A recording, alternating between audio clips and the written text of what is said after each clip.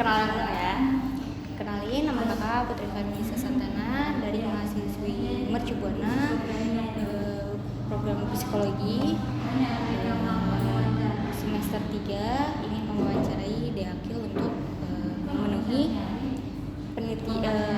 tugas yang telah diberikan dari dosen. Nah, wawancara ini itu tentang motivasi, tapi sebelum itu ini ada surat pernyataan persetujuan yang harus ditandatangani. Silakan isi. Alamatnya yang diingat aja nggak apa-apa. Insya Allah ingat.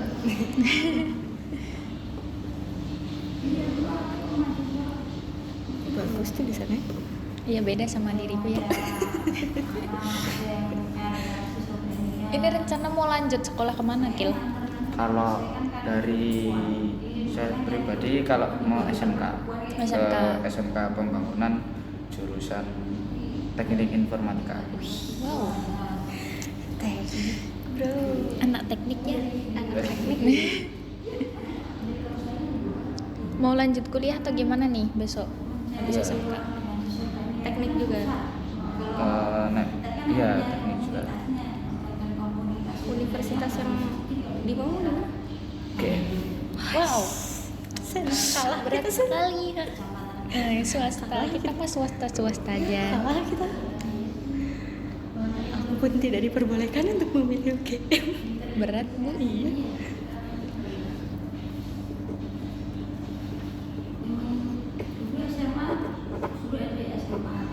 Les waktu itu mana? Lesnya Di semua cara. aku tuh Pinjem HP itu deh. Pinjem HP salah satu deh. Ini nggak bisa. Pasti penelitian. sebenarnya bukan penelitiannya, cuman emang mata kuliahnya itu observasi wawancara. Kebetulan ini semester 2 tentang wawancara. Nah, wawancaranya itu tentang motivasi. Kebetulan kan ada ini. Udah menang sampai mana ini Kalau pantomimnya?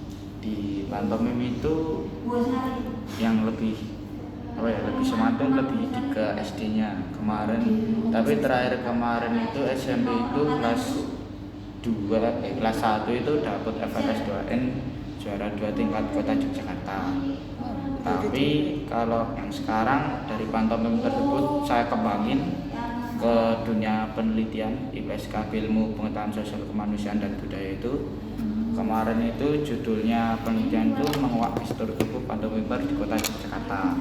Nah, alhamdulillahnya itu mendapat juara 1 tingkat kota Yogyakarta dan dapat anugerah inovasi penelitian juga. Terus ada nggak sih tokoh buat motivasi kamu gitu? Kalau dibilang tokoh ada, tapi kalau dari motivasi terutama tuh dari orang tua sendiri. Kalau orang tua tuh bilangnya saya mau apapun lakukan kalau itu memang positif dan buat masa depan saya, ayo. Tapi kalau tokoh itu lebih ke guru pembimbing di sekolah, namanya Bapak Frans. Itu guru apa? Di SMP atau di? Iya, guru di SMP. Guru di bagian mata pelajaran bahasa Indonesia. Dan kalau lomba-lomba ya seringnya sama Pak Frans itu. Oke, pulpen. Terus gimana sih selain tadi kan ada ikut lomba dan ikut penelitian juga itu, selain itu tuh ada nggak sih hal yang pengen kamu capai untuk planning ke depannya? Kalau planning ke depan sih belum ada, tapi kalau planning buat SMA dan untuk kelas 3 ini ya pastinya buat nyampai SMA atau SMK favorit dulu. Kemudian kemarin juga udah ada tanda tangan dari SMP lain, bahasanya disuruh untuk mentoring untuk lomba opsi juga. Jadi kalau misalkan ke SMA itu bisa dapat beasiswa dari itu. Kalau beasiswa sendiri kalau beasiswa sih sebenarnya dari kemarin SD ke SMP pun juga sudah ada. Kemarin ditawari dari Dinas Pendidikan juga mau SMP di mana kayak gitu. Jadi dapat beasiswa ya. Oke, terus kalau tantangan tantangan nih. Apa tantangan terberat selama ini? Wah, kalau tantangan Sebutin aja satu-satu. Sebutin aja. kalau tantangan sih lebih, kalau paling berat ya diri sendiri dulu ya. Kak, misal kalau mau ngerjain ini agak malas atau gimana, tapi balik lagi ke tujuannya juga. Tapi kalau misalkan malas kayak gitu, ngatasin diri kamu nih gimana? Kalau aku pribadi sih Kak, ngatasinya ya kita buat pekerjaan itu kayak menyenangkan. Yang apa yang kita mau, nah itu kita masukin ke dalam situ. Tapi kalau di perlombaan ya lawan-lawannya tuh, kalau lomba tuh ya teman-teman pribadi, jadi kalau udah tahu tak ini nanti Taktiknya lah, ya gitu kan. Kelemahannya apa udah tahu. Oke, terus nah ada nggak sih tujuan yang bikin rasa malas kamu tuh hilang gitu? Tujuannya apa yang paling utama nih? ya tujuannya pribadi ya buat nyapai cita-cita. Tapi kalau dibilang untuk motivasi ya saya pribadi udah gak nanemin lebih baik diri saya untuk masa depan saya daripada masa depan saya untuk diri saya ke depannya. Jadi istilahnya biar supaya masa depannya cerah, jadi harus dilakuin gitu kan. Oke. Terus kalau dari lingkungan keluarga ada nggak sih tantangan tersendiri? Kalau lingkungan keluarga sebenarnya nggak ada, benar-benar semua Dukung. Kalau dari lingkungan sekolah, pertemanan gitu. Oh ya, kalau lingkungan sekolah ya ada, pasti ada yang tidak suka banyak. Tapi orang tua saya sama saya juga nanamin nggak apa-apa kalau misal cuma nggak dapat teman di kelas, kan temennya masih banyak juga di organisasi, komunitas juga masih banyak. Organisasinya apa nih? Aduh, Kalau di internal sekolah, internal kalau sekolah. di sekolah tuh dulu OSIS 1,5 tahun, kemudian Dewan Penggalang juga, kemudian kebetulan saya di duta-duta sekolah juga aktif, kayak duta lingkungan hidup, kemudian anti korupsi, terus sekolah sehat jiwa juga, Banyak ya. kemudian ada sekolah anti bencana dan lain-lain ya, juga. Kalau yang eksternal ada? Kalau eksternal tuh komunitas saya paling banyak tuh di Art for Children Taman Budaya Yogyakarta. Setiap tahunnya, kemarin juga habis pentas akhir tahun. Kemudian saya juga di Duta Aksi Nyata juga, perwakilan Kota Jogja juga, kemudian ada Duta Inovasi Anak juga. Kan ini banyak nih organisasi sama komunitas yang kamu ikuti. Ada nggak sih motivasi tersendiri buat kamu tuh ikut ini gitu? Ya kalau motivasi ikut komunitas atau organisasi itu lebih tepatnya saya ada teman satu support system namanya Alfian juga. Nah itu kita sudah satu tujuan, satu prinsip kalau kita tuh pengen ngembangin adanya Kota Jogja juga. Kan sekarang intensitas Kota Jogja sebagai misal kita pelajar kan harus juga ngembangin kan Mbak. Nah itu kan Kota Jogja itu sebenarnya kalau dibilang kota pelajar akhir-akhir ini juga enggak. Soalnya kalau kebanyakan lomba-lomba yang menang Bandung, Malang, kayak gitu kan. Ya kita mau kembangin itu dan buat masa depan Indonesia lebih cerah lagi. Kalau pencapaian yang paling kamu ingat sejauh ini apa? Pencapaian apa dulu? Pencapaian di hidup deh. Yang paling gede banget menurut kamu pencapaian apa sih yang dapetin? Ya pencapaian sampai sekarang tuh ya bangga sama diri sendiri lah, bisa sampai di titik ini, bisa sejauh ini juga. Kalau dibilang prestasi ya yang paling saya itu Olimpiade dan siswa Indonesia tingkat nasional. Kalah kita sih. Udah kalah. Iya.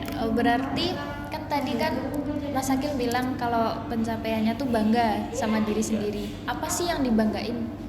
Yang dibanggain ya kayak kita bisa ngangkat derajat keluarga juga dari lomba-lomba tersebut. Kita bisa buat bangga lah banyak orang, bisa buat banyak orang tersenyum juga lah. Pernah nggak sih Mas Akil ini merasa di titik terendah gitu?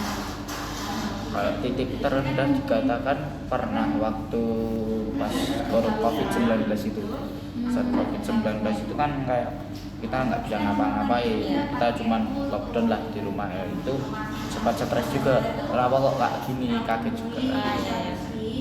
Tapi ya berkat support dari keluarga juga bisa survive. Terus ada nggak kegagalan pas belajar dalam belajar hal apa terus gagal? Kalau belajar sih enggak Kak, tapi kalau untuk lomba-lomba itu pernah itu udah bareng-bareng ekspektasi tinggi buat lomba pantomim pertama kali, terus jatuh kan kalah itu Kak. Wah kok sampai kayak gini padahal udah mati-matian juga. Tapi dari situ saya juga berarti saya harus belajar lebih lah, gimana buat bisa lebih baik dari kemarin kayak gitu. Berarti nanggepinnya itu dengan ikhlas gitu. Iya. Nah, berapa lama nih mengikhlaskan hal itu? Kalau berapa lama tuh, kalau yang kayak udah nggak mikirin, bener-bener nggak mikirin tuh ya 6 bulanan lah udah nggak mikirin. Tapi kalau yang bener-bener kayak ya udahlah kayak gitu ya seminggu aja udah selesai. Tapi ya Berarti paling lama tuh 6 bulan. ya Nah, ini kan lumayan lama ya waktunya, 6 bulan gitu. Nah, ini tuh kamu isi pakai apa sih biar kamu tuh bisa lupa? kalau bisa lupa tuh ya kegiatan-kegiatan lain, kebiasaan-kebiasaan yang udah di buku ya kerjain, dan seenggaknya ya itu lagi balik lagi kalau kita tuh harus lebih dari hal yang kemarin. Terus lama-lama ya hilang. Terus Kalau lingkungan belajar di rumah atau sekolah atau komunitas itu ngaruhin nggak ke prestasi? Ngaruhin, sebenarnya ngaruhin. Kalau dari komunitas juga kita belajar juga ya buat prestasi-prestasi kayak gitu, kayak misal dari kegiatan duta-duta ke lomba penelitian juga kan kita kan harus munculin ide-ide. Nah itu kita bisa ngambil lah dari situ apa permasalahan yang benar-benar penting, apa permasalahan yang harus kita tangani. Kayak misal akhir-akhir ini kan kayak karakter siswa dalam pembelajaran kan susah. Nah itu anak yang saya mentorin tuh nyiptain penelitian yang R&D berbentuk safeguard juga. Itu namanya itu alatnya itu Nusantara tuh jadi safeguard berbasis teknologi berbasis MBTI, dan itu mengangkat juga kode-kode khas kayak gimana kota Jogja itu bisa dinaikin, ciri khasnya kota Jogja. Nah itu kan yang penting buat anak-anak sekarang. Sekarang ya loh. nah, menurut Mas Akil nih, kan tadi menyinggung tentang karakter siswa. Nah, menurut Mas Akil kenapa itu menjadi krisis? Kalau bagi saya karakter siswa krisis sebenarnya balik lagi kalau kita mau bilangin pemerintah juga kan kayak ada gimana dari pemerintah menyatakan bahasanya ada peraturan kayak KMS itu boleh dimasukin. Sebenarnya kalau menurut saya sama rekan-rekan juga boleh, tapi mbak ya dibatasin. Misal ada ketentuan nilai atau gimana. Kalau cuman tiba-tiba masukkan kayak sekarang tuh sekolah tuh sama aja. SMP 8, SMP 5 yang terbilang favorit itu tahun ini nggak dapat juara apa-apa. Kayak gitu ya itu merugikan sekali. Kalau dari lingkungan keluarga juga itu orang tua tuh kebanyakan sekarang lebih ke gimana mereka mencari uang buat keluarganya, tapi anak-anak kurang perhatian. Kalau kurang perhatian kan balik lagi ada kasus dari teman saya juga di sekolah itu kurang perhatian dari keluarga, dan sekarang dia di rehabilitasi di rumah sakit jiwa Gracia karena benar-benar sampai dia tuh jalan-jalan sendiri, jalan kaki dari rumahnya itu dekat rumah saya jalan sampai Bukit Bintang Gunung itu. Jauh banget. Jauh banget berarti Iya. benar-benar stres banget gitu. Terus selain masalah karakter siswa nih, ada nggak sih yang perlu ditinjau dari khususnya daerah Jogja sendiri? Kalau dari pemerintah, selain kalau kita karakter ya, kita bilangin gimana pemerintah Kota Jogja harus benahin lagi gimana untuk peraturan daerahnya. Itu kan lebih kayak membebani masyarakat bawah dan meninggikan masyarakat yang ada di atas. Kalau misal ada penelitian saya yang kemarin dapat anugerah inovasi penelitian Kota Jogja dari Sri Sultan langsung, itu penelitian saya judul stigma masyarakat terkait peraturan daerah terhadap keberadaan pengamen jalanan yang ada di Kota Yogyakarta. Nah, di situ kan sebenarnya peraturan tentang pengamen jalanan yang diamankan itu sebenarnya tidak ada. Mereka menggunakan peraturan daerah nomor 1 tahun 2002 tahun 2000 berapa ya? Saya lupa itu lebih ke pengemis dan gelandangan. Kalau pengemis dan gelandangan itu kan konsepnya dia meminta-minta. Tapi kalau di pengamen jalanan sendiri dia menjual jasa, dan kalau nggak dikasih uang kan juga tidak apa-apa. Kayak gitu. Boleh, sekarang aja nggak apa-apa. Ya. Oke, tadi terkait stigma ya. Nah, stigma seperti apa sih? Stigma itu maksudnya definisi menurut penelitian Mas Akil sendiri itu gimana? Menurut penelitian saya sendiri, kebetulan stigma itu ada stigma struktural, stigma sosial, kemudian ada stigma individual juga. Kalau jadinya saya itu lebih ke stigma sosial. Bagaimana pandangan individu atau seseorang ataupun masyarakat terhadap kelompok-kelompok tertentu seperti pengamen jalanan juga. Berarti ini lebih ke stigma negatif. Iya, tapi setelah kita lakukan penelitian yang berada di 14 kecamatan Kota Jogja juga, bahasanya masyarakat tuh mau adanya keberadaan pengamen jalanan, tapi meminta pemerintah untuk menimbulkan bagaimana sistem tata ruang yang ketata, jangan di pinggir jalan. Karena takutnya kan ada kecelakaan. Iya. Oh, ini pasti semua hal kan ada motivasi. Nah, ini kenapa kamu tuh menyorot tentang stigma ini gitu? Ya, kenapa kita menyorot ke stigma tersebut? Nah, itu. Karena menurut saya itu tahun 2023 itu tahun 2022-2023 itu masyarakat tuh banyak membludak adanya pengamen jalanan sendiri. Kemudian kita menimbulkan bahasanya dari pembimbing Mbak Frans juga, saya bersama Zidan juga sebagai partner saya kemarin tuh sebenarnya antara bimbang juga Kak, antara kita mau melakukan penelitian ataupun tidak, karena kan itu bersangkutan dengan pihak yang berwajib juga. Tapi demi kemanusiaan juga, demi keseluruhan kita berani, karena kita kan berlandaskan kita kan pelajar.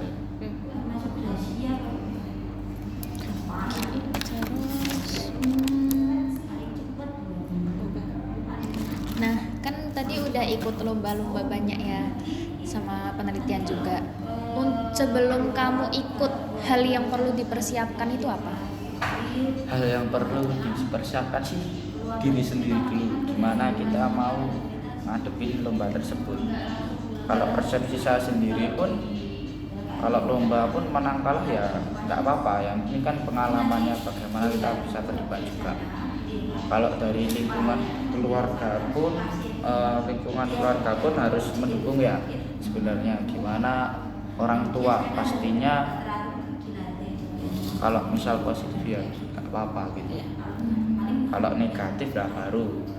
Dan sekarang pun kebalikan juga Kak, misal anak-anak berprestasi untuk kehidupan masa depan mereka nggak dibolehin, tapi kenapa kayak masa-masa kayak saya sekarang banyaklah kasus tawuran, keluyuran malam, kenapa dibolehin? Nah itu yang jadi permasalahan. Menurut Mas Akil sendiri nih, anak yang mungkin salah jalur kayak jadi kelitih atau jadi apa, itu tuh kenapa sih bisa seperti itu gitu? Kalau menurut pengetahuan saya dan pribadi saya pun sebenarnya anak-anak itu tuh meminta perhatian dari orang tuanya. Kayak kasus-kasus di sekolah-sekolah kota Yogyakarta itu banyak kita nanganin pun ya itu dia mengatakan bahasanya keluarga kenapa sih nggak meduliin aku. Nah dengan hal begitu kan orang tua pasti kenapa anak saya bisa ditangkap polisi, itu kan perhatiannya muncul juga. Ya istilahnya mencari perhatian orang tua tuh bullying. Berarti lebih ke perhatian orang tua ya. Kalau perhatian orang tua Mas Akil sendiri dari ayah nih gimana? Kalau perhatian dari ayah itu ya semua bagus, ayah itu bagus. Kalau ayah itu lebih ke bagaimana dia menonjolkan atau mendukung ke akademiknya. Kalau ibu lebih ke soft skillnya, dan saya menerima bagaimana dukungan dari ayah ataupun ibu kan buat masa depan saya. Kalau misal saya baru terpuruk di akademik kan gitu, saya bisa belajar ke ayah. Tapi kalau gimana soft skill saya yang mungkin kurang saya asah, nah ya bisa ke ibu. Jadi opsinya ada dua gitu. Berarti deket banget ya. Kalau sama dibanding ayah atau ibu lebih dekat mana? Lebih ke ibu saya. Kenapa itu? Kalau ke ayah itu kan lebih ke akademik, dan akademik itu lebih ke, kalau menurut penelitian pun akademik itu lebih ke anak-anak introvert lah pemikirannya. Kalau saya kan lebih ke ingin gerak lah ke sosial.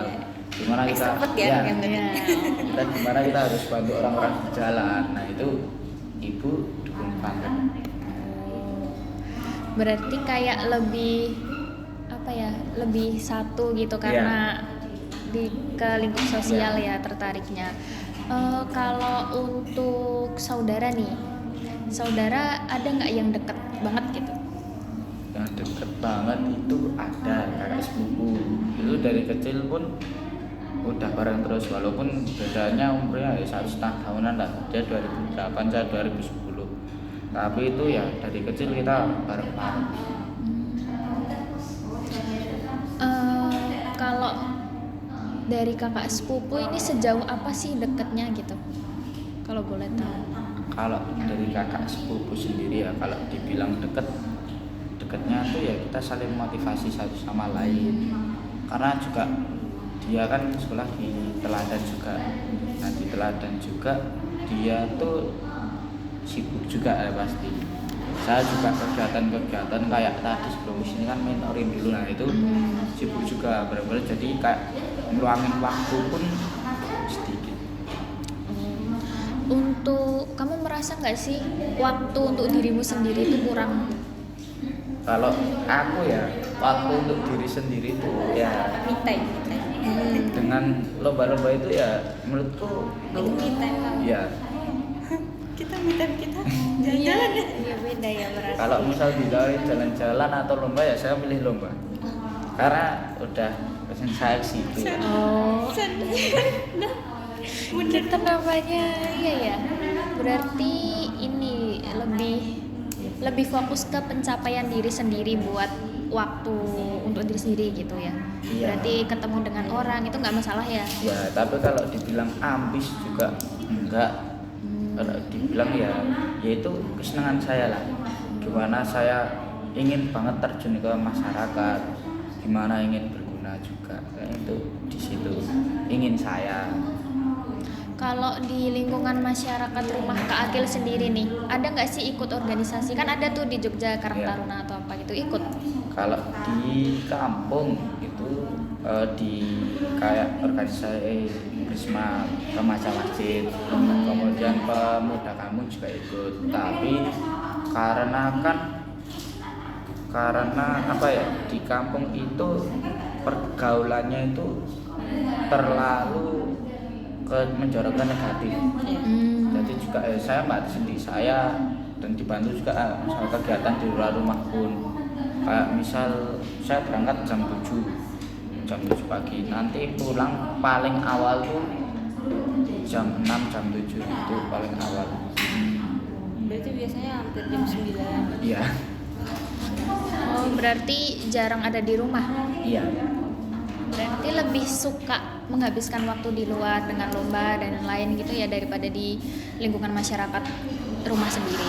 Iya, soalnya kan balik lagi kan pengaruhnya negatif itu. Iya. Kalau pengaruhnya positif pun saya main ayo. Mau gitu kan. Iya.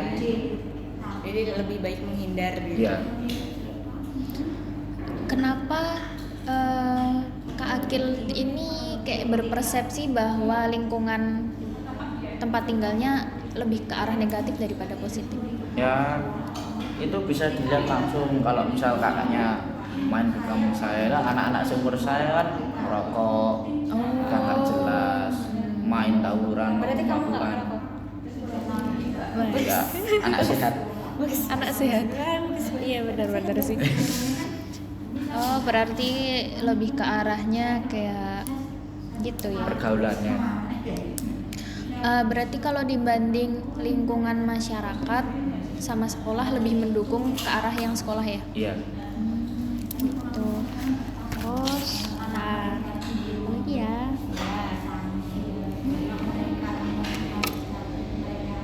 Cara belajar di sekolah sama di rumah beda nggak? Kalau cara belajar itu berarti kan lebih ke akademik, saya lebih ke kinestetik cara belajar dan lebih ke visual juga. Kalau saya lihat langsung prakteknya, nah itu saya bisa langsung praktekin. Di sekolah pun juga gitu. Dan misal kalau akademik pun misal matematika, IPA kan lebih ke rumus ya.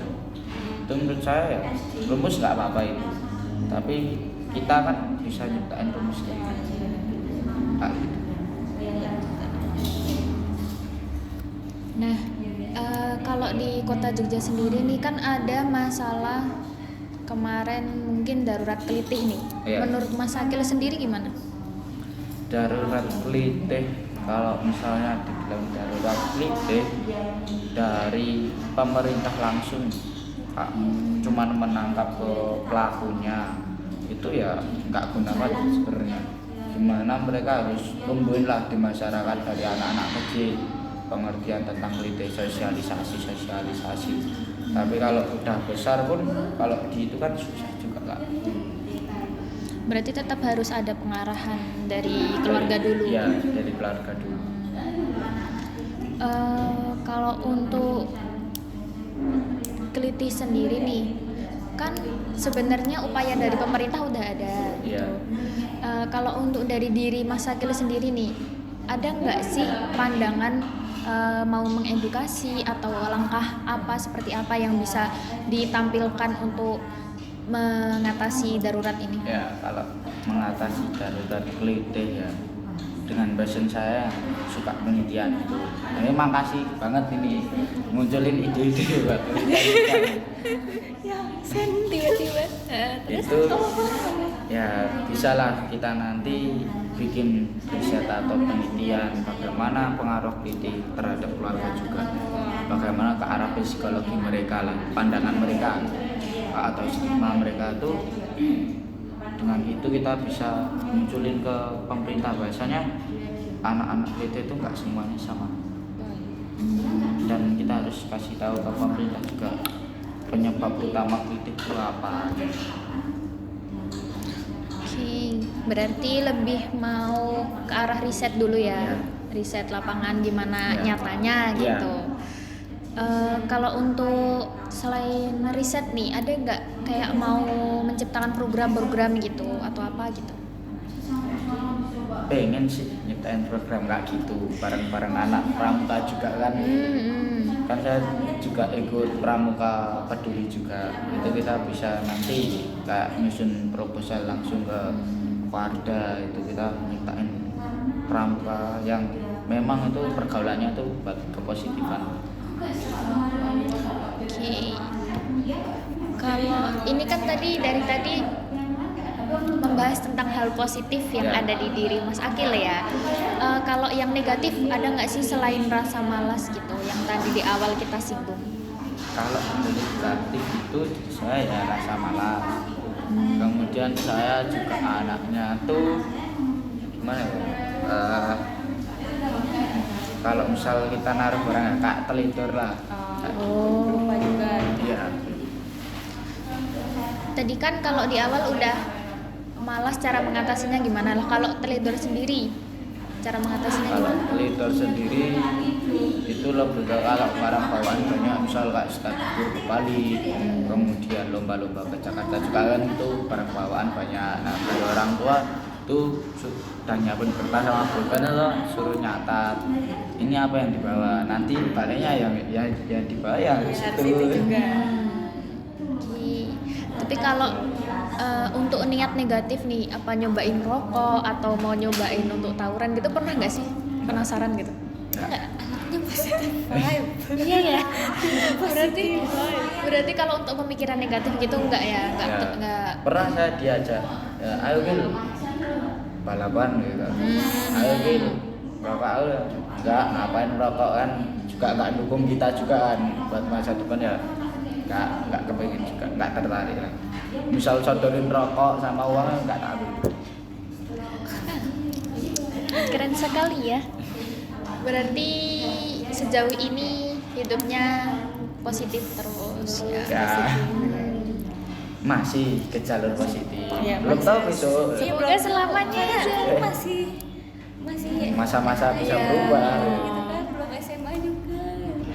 Ntar masuk kuliah udah beda lagi. Iya sih. Tapi Bener. semoga itu masih tetap Iya. Ya. Udah mungkin itu aja yang kalau misalkan kita lagi ada ujian, gitar ada ujian, terus ada lomba pantun, terus ada olimpiade, ngatasinnya gimana? Oh, kalau jadwal padat gitu Iya, kan. enggak padat, lebih ke barengan gitu. Ya kayak kemarin itu ada AIP sama opsi juga. Sama bukan opsi sih, lebih ke pementasan lah, ke Jakarta juga sama ada opsi. Dan benar-benar jadwalnya tuh bareng. AIP itu mulai saya presentasi itu jam 9. Kemudian pada itu juga harus berangkat ke Jakarta juga. Bukan ding, yang dan ini ding itu ke opsi juga ya. Itu berangkat harus hari itu juga. Nah, saya calling lah ke pihak langsungnya sana, ke pihak opsi. Pak, saya ada lomba dulu, lomba AIP juga jam 9. Kalau tiketnya belum disiapin, kan jauh-jauh hari saya bilangnya, kalau tiketnya belum siapin aja yang jatah malam nggak apa-apa gitu. Sama temanku kan satu partner juga itu lombanya. Yaudah akhirnya jam 9, kemudian sampai jam 10 itu habis presentasi langsung lanjut ke bandara juga harus check in dan lain-lain, berangkat jam 3 ke Jakarta. Lebih padat dari kita jadwalnya. Kita pulang kita tidur. giling-giling aja. Giling aja udah kita tidur. Apa ya tadi lupa kan aku. Oh ini ada nggak yang mau disampaikan ke pelajar Jogja gitu buat motivasi mereka gitu? Kalau buat pelajar Jogja ya pengennya kita kembangin lah kota Jogja yang benar-benar kayak dulu itu kayak aslinya. Dimana kota Jogja yang berarti nyaman tanpa kritik. Kemudian kota Jogja sebagai kota pelajar juga, nah itu kita harus tingkatin lah bareng-bareng. Dan pesannya untuk anak-anak Jogja ya lakukan hal positif, korbani dirimu buat masa depanmu dibanding masa depanmu untuk dirimu di kemudian hari. Dan kalau kita mau berproses jangan pikirin hasilnya dulu. Kalau kita mau untuk ikut itu 50% menang, 50% kalah. Tapi kalau kita nggak mau ya itu udah 100% itu kalah. Dan kalau ada kayak apa ya, gantunglah mimpi setinggi mungkin. Sebenarnya itu menurut saya pribadi itu salah. Kalau setinggi lah ya kita gimana gawenya. Yang benar tuh gantungin mimpi 5 cm atau 10 cm di depanmu supaya kita bisa ngejar terus. Betul. Emang cita-citanya mau jadi apa? Sekarang pengen di kedutaan besar. Wow. Kepapankan juga berubah itu. Iya, Iya, biasanya. besok berubah lagi. Iya, besok berubah lagi, ngeliat apa menarik, kok aku pengen jadi dia. Iya. Kita aja terus. Udah dari aku, kamu ada? Ada sih udah. Udah. Ya. Oh ya. Mungkin untuk sesi wawancaranya sudah selesai ya Mas Akil. Terima kasih atas motivasinya kepada kami gitu. Juga sebagai ya sama-sama masih belajar Ya. gitu ya. Terima kasih juga untuk waktu dan kesempatannya. Ya. Semoga kedepannya bisa mencapai berbagai prestasi. Semoga kedepannya juga keluarga sehat walafiat gitu. Ya. Terima kasih. Ya, sama-sama. Oke, sudah.